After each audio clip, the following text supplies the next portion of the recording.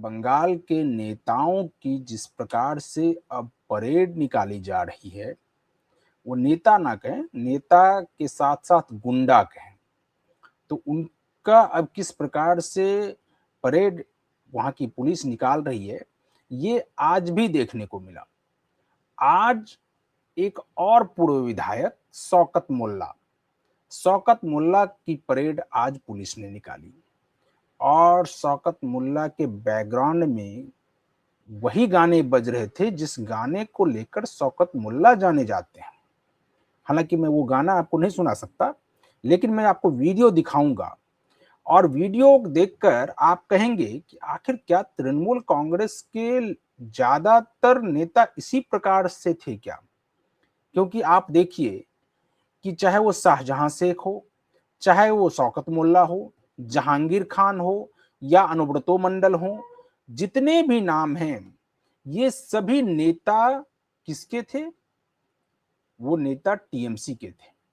अभी भी टीएमसी के ही हैं, लेकिन अब वो नेता नहीं, गुंडे के रूप में उनको पुलिस ने अरेस्ट कर लिया है और अब उनकी परेड निकाली जा रही है और इसको देखकर बंगाल की आम जनता काफी खुश नजर आ रही है।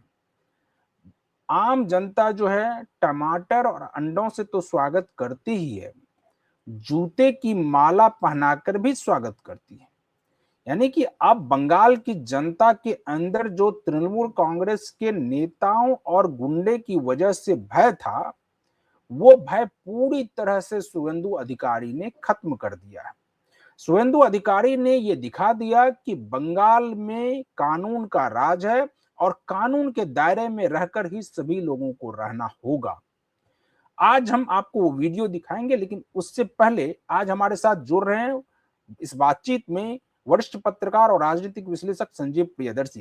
पहले उनसे एक छोटी सी प्रतिक्रिया लेंगे 10 सेकंड की, उसके बाद फिर आपको हम वो वीडियो दिखाएंगे। संजीव जी, आपको क्या लगता है ये जो अब परेड निकालने की प्रथा सी बन गई है क्या बंगाल में? नमस्कार प्रवीण जी, न्यूज हो के दर्शकों को भी मेरा नमस्कार। देखिए, अक्सर कहा जाता है कि रोपे पेड़ बबूल का तो आम कहां से होए। तो ये हर जिले में, हर इलाके में बंगाल टीएमसी और अभिषेक बनर्जी ने बबूर के पेड़ रोपे थे।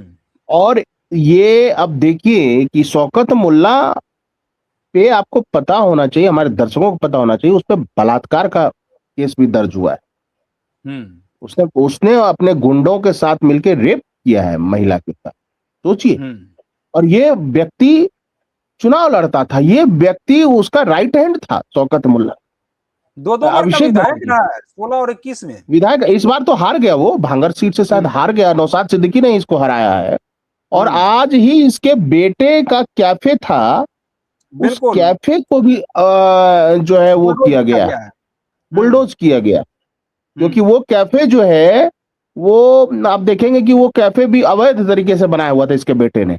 और आज ही शौकत मोल्ला को परेड कराया गया। और देखिए, यही गाना वो शौकत मोल्ला माचोर माचोर, कैनिंग के माचोर, यही गाना है उसका। और ये गाना काफी लोकप्रिय हुआ था चुनाव में, चुनाव के बाद भी। और देखिए किस तरह से इसकी परेड निकाली जा रही है। देखिए इसके शकल पे, इसका शकल देखिए, इसके शकल पे अभी भी शर्म, हया, अफसोस नजर नहीं आ रहा है। देखिए इसकी शकल देखिए। और लोग जो हैं, अब देखिए लोग नहीं, अभी इसकी शक्ल इसलिए संजीव जी मतलब सही दिख रही है कि कम से कम इनके शक्ल के साथ कोई छेड़छाड़ नहीं किया गया है। मेरा मकसद ये कि इनके पहनावे में, इनके पोस्चर में कोई परिवर्तन नहीं है। क्योंकि जिस प्रकार से जहांगीर खान को हाफ पैंट टी शर्ट में उनकी परेड निकाली गई थी, उसी प्रकार से शौकत मोल्ला की भी परेड निकालने की जरूरत थी। ये यहाँ पर पुलिस से थोड़ी सी चूक हो गई है और उस चूक को हो सकता है आने वाले समय में पुलिस दुरुस्त भी कर ले। देखिए ये वो है ना, बोहनी हुआ है ना, ये शुरुआत हुई है।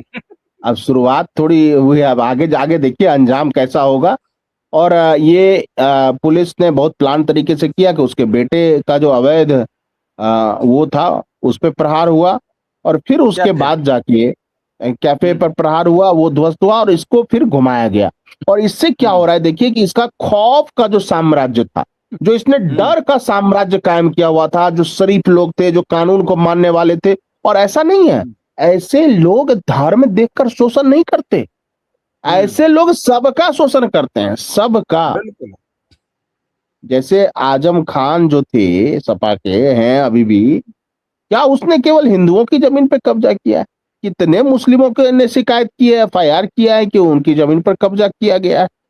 तो ऐसे लोग जाति और धर्म नहीं देखते, ये बस अपना फायदा देखते हैं। और जाति और धर्म को ये लोग इस्तेमाल करते हैं अपने को ऊंचा बढ़ाने के, आगे करने के। लेकिन अब देखिए क्या स्थिति है इसकी। इसका एक भाई तो बेचारा घूम घूम के थक गया, जहांगीर खान फाल्टा में। अब इसको घुमाया जा रहा है। थोड़ा बारिश हुई है बंगाल में, तो हो सकता है इसीलिए इसको फुल पैंट और जूते वूते में पहनाया गया है। लेकिन आगे देखिए क्या क्या होता है। वो तो इसकी इस कल्पना इन्होंने नहीं की थी। ये कोई सोच नहीं सकता, इसकी ऐसी तूती बस्ती थी उस पूरे बंगाल में कही। और ये देखिए इसको एनआईए ने अरेस्ट किया है। बिल्कुल, पहली जो 5 जून इसकी को। अरेस्टिंग, हाँ, एनआईए ने अरेस्ट किया है क्योंकि इसने बम ब्लास्ट किया था, करवाया था। ये बम बनवा भांगड़। के, और ये हम नहीं कह रहे हैं, ममता बनर्जी ने भरे मन से कहा था। इसने कहा कि इसको थोड़ी सिक्योरिटी की जरूरत है, तो ममता बनर्जी ने कहा कि भाई तुमको कौन सी सिक्योरिटी की जरूरत है, तुम तो बम बना बना के मारते हो।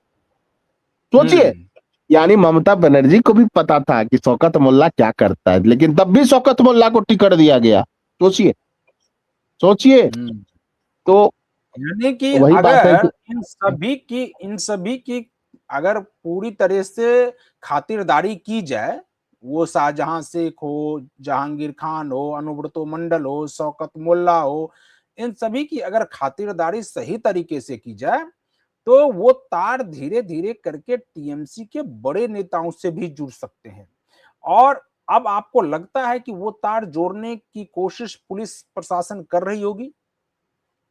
ना, बिल्कुल। देखिए, जब फाइनल पुलिस सारे उसमें आरोप पत्र सबमिट करेगी, चार्जशीट सबमिट करेगी, तो उसमें सारी बातें होंगी, सारे डिटेल्स होंगे। और मेरी नजर इस बात पर है कि क्या शौकत मोल्ला का बांग्लादेश से कोई संपर्क था, जमातियों से कोई संपर्क था? क्योंकि इसके बारे में ऐसी खबरें आती रही हैं, ये खास लोगों को बसाता था बांग्लादेश से ला लाकर, और पूरा एक टीम तैयार करता था। और इसके साथ उस समय पूरा प्रशासनिक तंत्र जो उस इलाके का था वो लगा हुआ था।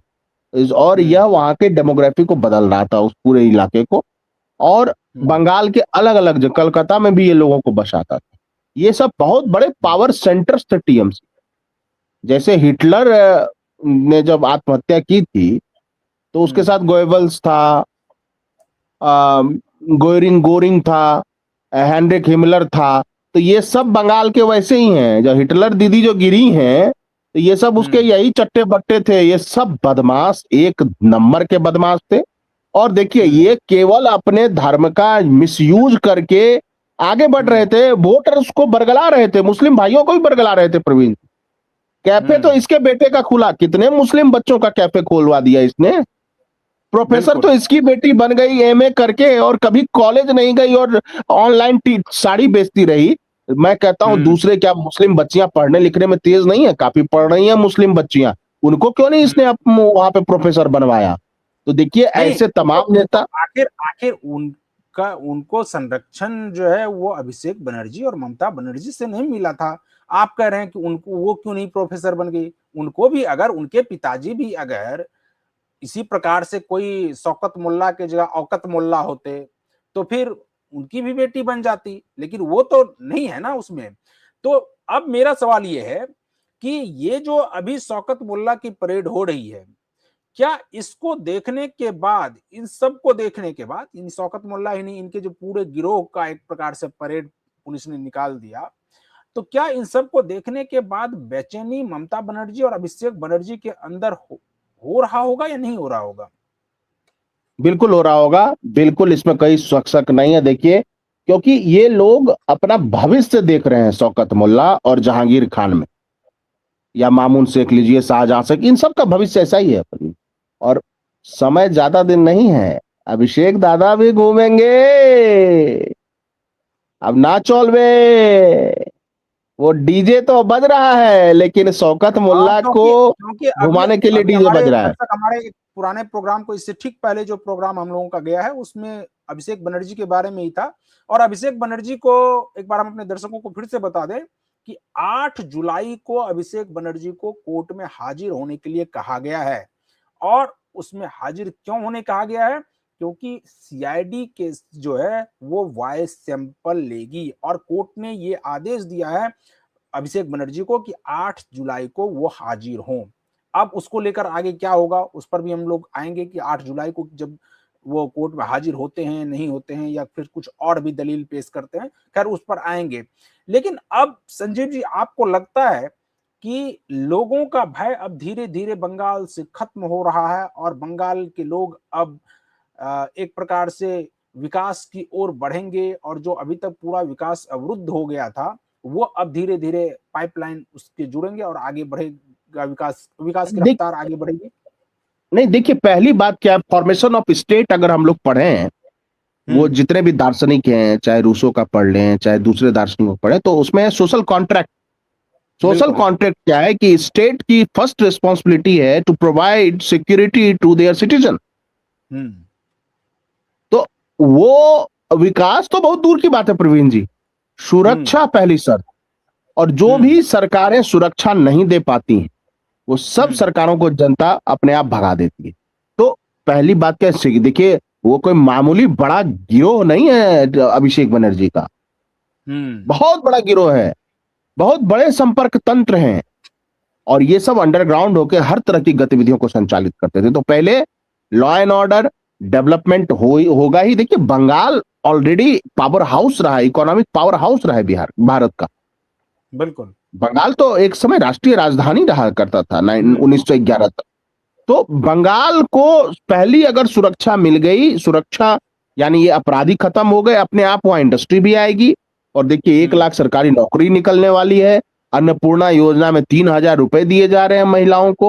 और सोचिए, पुरुषों तक को, यानी टीएमसी के पुरुष वर्कर जो बांग्लादेशी थे उन तक को ये लकी भंडार का पैसा दिया जाता था। सोचिए कितना बर्बाद किया है इस महिला ने पैसे को, इस सरकार ने पैसे। ये कह सकते हैं कि नीतीश कुमार जी जो बिहार के पूर्व मुख्यमंत्री हैं, वो जब कहते थे कि न्याय के साथ विकास होगा, तो अब यहाँ पर शुभेंदु अधिकारी के राज में सुरक्षा के साथ विकास होगा, आप ये कह रहे हैं?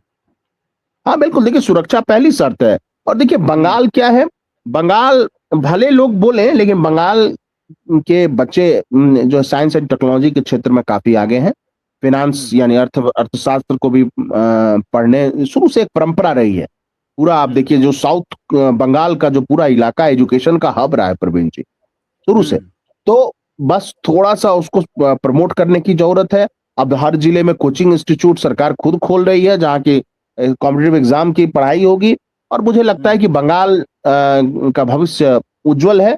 और ये इस बात पर भी निर्भर करता है कि इन्वेस्टमेंट तभी आता है प्रवीण जी बाहर से, जब इन्वेस्टर्स को लगता है कि उनका पैसा सुरक्षित है।